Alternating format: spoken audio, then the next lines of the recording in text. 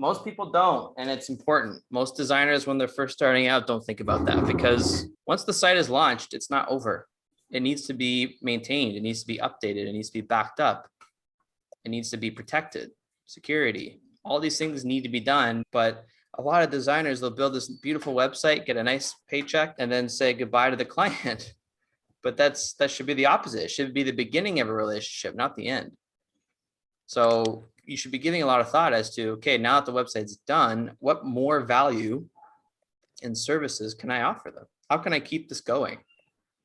And every single person that gets a website made needs hosting.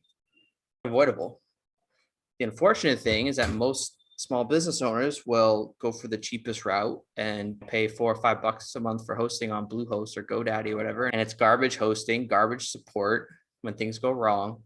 You don't get any of the maintenance like backups and updates and security protection. It's just bare bones hosting, and it always causes problems. So give some thought from the very beginning as to when you're getting your first clients, how can I keep them as a client? One more thing that I recommend, what I did early on. Remember what I talked about, the hosting and maintenance, okay? Yeah. I would say, listen, I'll build your website for free. I understand I'm just starting out.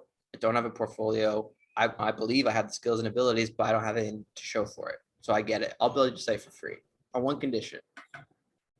I get to host and maintain your website afterwards for this monthly price. You need to host your website somewhere.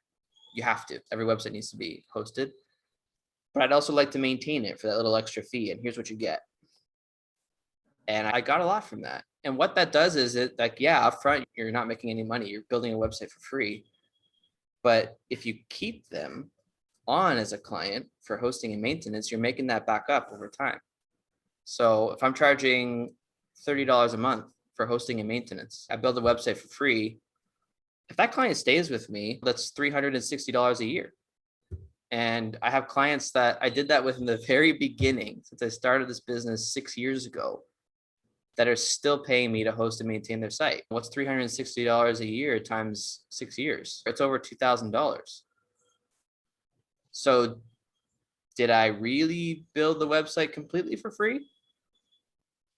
Yeah, in a sense I did. That labor was free, but I made it up over time through my additional source of revenue and by providing a very valuable service that everybody that has a website needs.